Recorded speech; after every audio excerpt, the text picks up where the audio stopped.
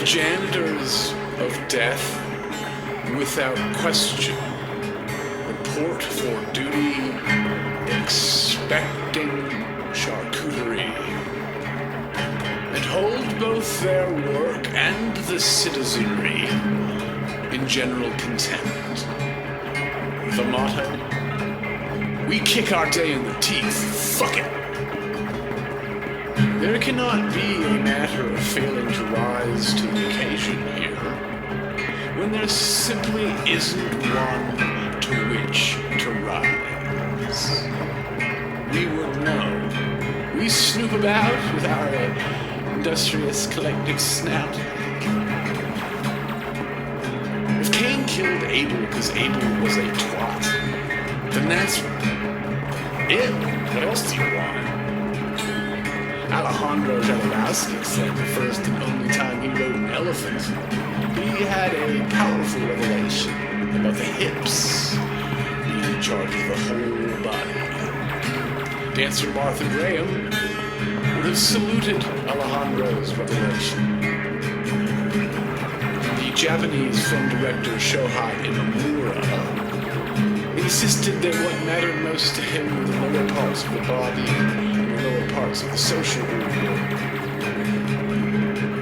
As a mechanistic assembly, the body nevertheless supersedes itself by virtue of its innate spiritual power.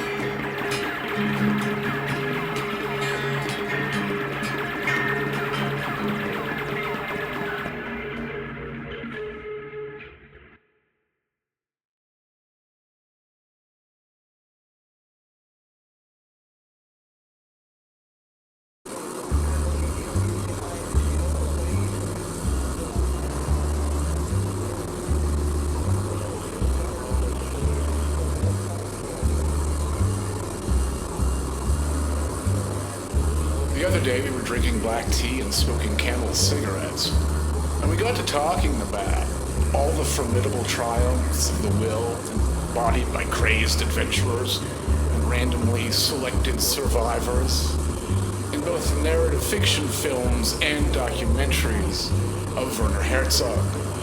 Little Theodor Needs to Fly and Rescue Dawn use both approaches to tell the same true life story.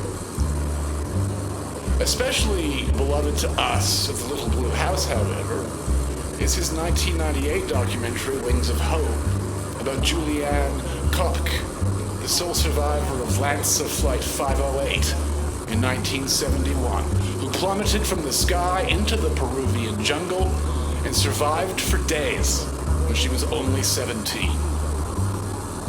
It sort of seemed to us as we were discussing it that there would appear to be an unnatural frequency to commercial air crashes in which there is one lone miracle survivor. I took the initiative to Google it, and this is what Google said. Being the sole survivor of a plane crash is extremely rare, and usually involves a highly specific combination of luck, impact angle, and post-crash factors like fire and smoke. Well, me oh my, does that not sound like life? Where not only will the angels and angles get you, the angles will murder your ass dead or reprieve it impossibly instead. I'm not trying to make light of this harshest fork in man's monumental, meandering, bereft of sense fate. May you lay it out like a raw kidney on a plate.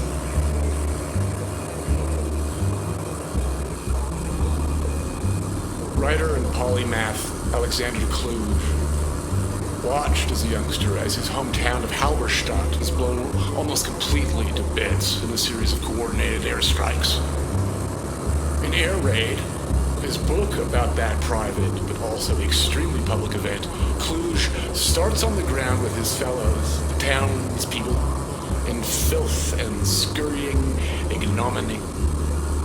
And in the final act, seeks to ascend to both where God and the enemy are.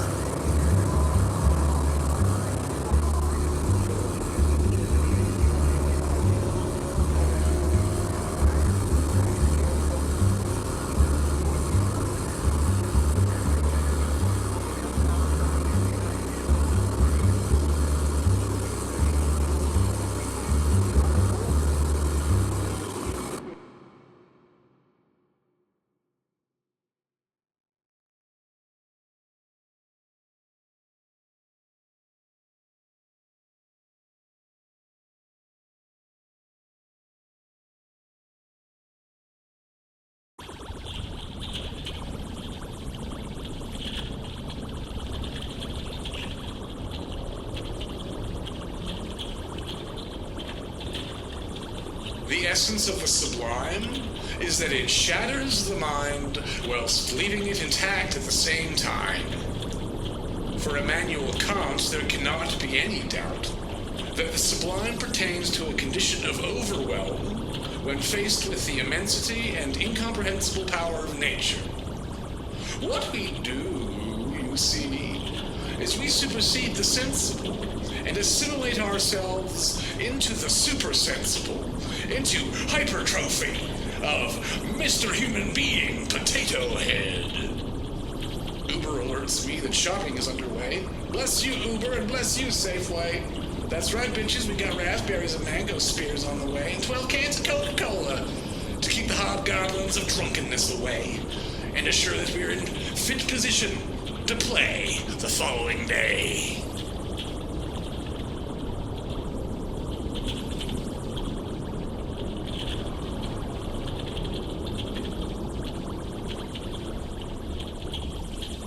The three principles of experimentation, demystification, and creation come to us not actually from philosopher Gilles Deleuze himself, but rather from Daniel W. Smith, translator of much of Deleuze's work into English, and his introduction to the 1993 collection, Essays Critical and Clinical, where he uses these three core principles to constellate much of the work characteristic of the philosopher's final years.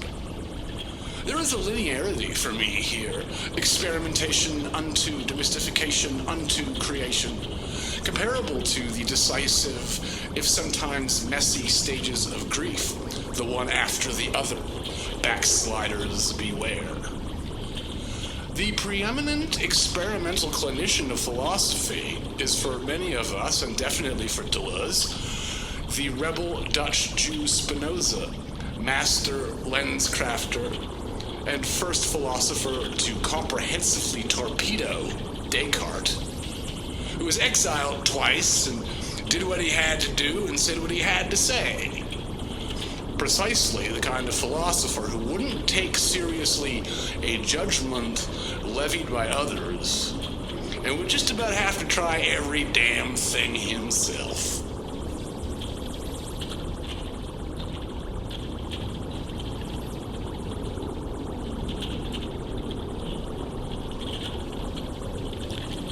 It ain't always been easy being this pretty. The Lord put this consternation upon me, and there just ain't no damn sense in it. The recurring scenario has me facing someone and conversing, with 6 or 7 ghastly birds of prey hovering and clearing their nasty throats, spitting lime green gobs from within the orbit of influence of the fetching woman sitting across from me and feeling the worse for it, as one can plainly see. Bad news and bad information are cock-blocking behemoths, and at best, they'll just maim you. Some men wield invisible swords standing nude in heavy traffic. They aren't wrong about what's happening. They found a way to be stolen away by delinquent, misfiring meaning. They are only truly delusional in that they cannot possibly comprehend how bad their situation actually is. the nastiest delusions, keep the worst possible realities at bay for however long. Perhaps no more than the length of a song.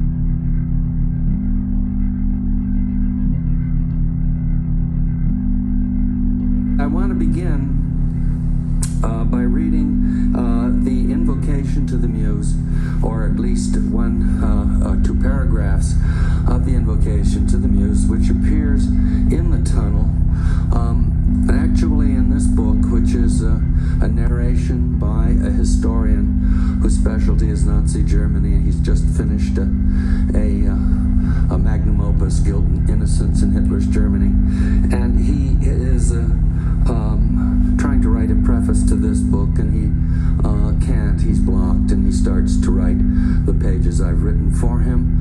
These pages, which he finds personal and as non-historical as his book pretends to be historical, he hides in the pages, or between the pages, of that manuscript. But in it, he calls on the Muses, and since he needs all the help he can get, he goes on for 70 pages. I will do one page. I'm reading this, of course, because it's the invocation, I suppose, if there were any, to all of my work. O brood, O Muse, upon my mighty subject, like a holy hen upon the nest of night. O ponder the fascism of the heart. Sing of disappointments more repeated than the batter of the seas, of lives embittered by resentment so ubiquitous the ocean's salt seems thinly shaken, of letdowns local as the sofa where I copped my freshman's feel, of failures as frequent as first love, first nights, last stands. Do not warble of arms or adventurous deeds, or shepherds playing on their private fifes, or of civil war or monarchies at swords. Consider, rather, the slightly squinkered clerk, the soul which has become as shabby and soiled in its seat as worn-out underwear, a life lit like a lonely room and run like a laddered stocking. Behold the sagging tit, the drudge-gray, mopped-out, cunt-corked wife, stale as yesterday's soapy water, or study the shiftless kid, seedy before any bloom, thin and mean as a weed in a walk.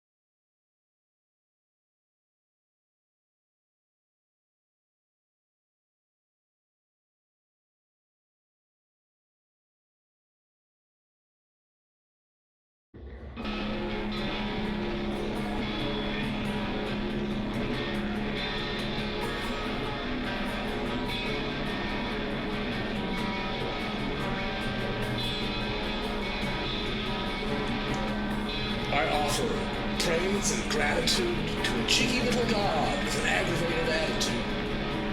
But you can count on a cheerful god to pick up your woes and not set them back down on your toes. Career and marriage currently tits up. God just thinks you need a rest. Enjoy your R&R, but don't you dare go plucking on that dad-blasted Hawaiian guitar. God wants you to embrace the meddlesome antique folk who you wouldn't fuck with even for a joke.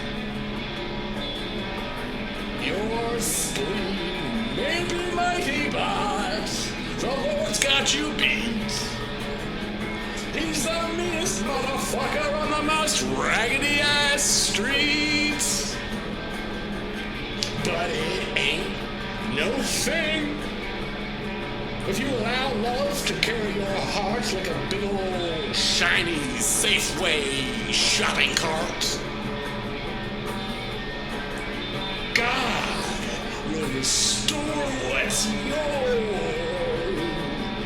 If you've been chatting up hussies you shouldn't have had anything to do with, God's gotta forgive you, man. That's his deal.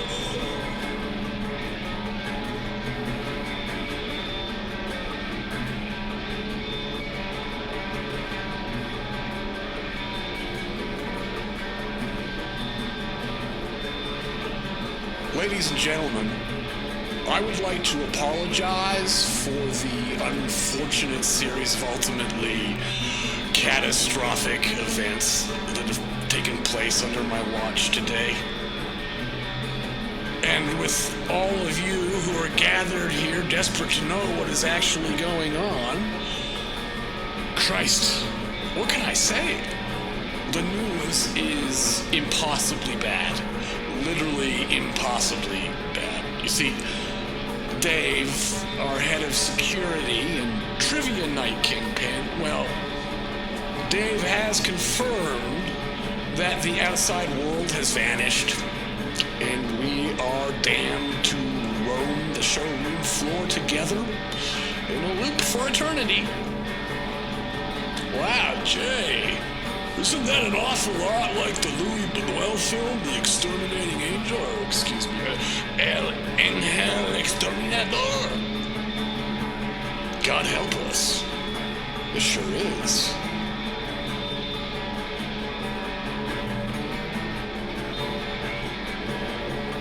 When I got sober, like a lot of little bitches that get sober, there was definitely a period where I was preparing myself to put on heavy grounding boots and never enjoy a single goddamn day or night ever again. So, help me God to the tune of Dear Prudence. We can see Amy Winehouse lodge this complaint in the documentary from after she's dead. I once heard a man in AA say that he had such a problem with projection that when his friend introduced him to a woman from Sweden, our poor ex-drunkard immediately thought, I don't want to live in Sweden. We should all take a moment to offer consolations and prayers of safe passage to this poor Swedish lady who surely hadn't a clue of what she has so unwittingly got herself into. A man with some sobriety behind him who has made progress, but is nevertheless to a large extent driven by nasty and often devastating compulsions to go back in his mind a little too fondly and to contemplate that dreaded first drink. With any luck, the visceral hit of a craving can land on the central nervous system and conscious neural processing.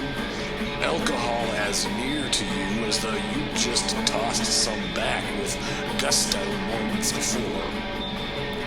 And you want to barf because the thought of the first drink is gross above all else. Hardly a moral consideration, but much more likely to actually keep a person sober. I once met a young woman in her early 30s who was in and out of recovery. She was born in northern Russia, a little Jewish baby whose mother abandoned her in a snow heap.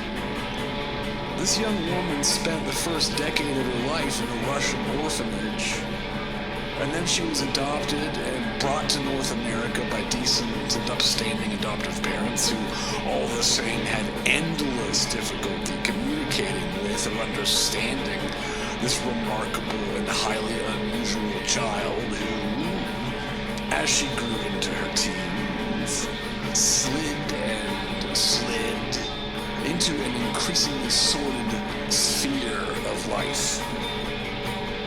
My experience was as different from this young woman's as hers was from her adoptive parents. That's the daisy chain of life. Realities bump horns like rhinos, and all of us go to bed either hurt or disturbed.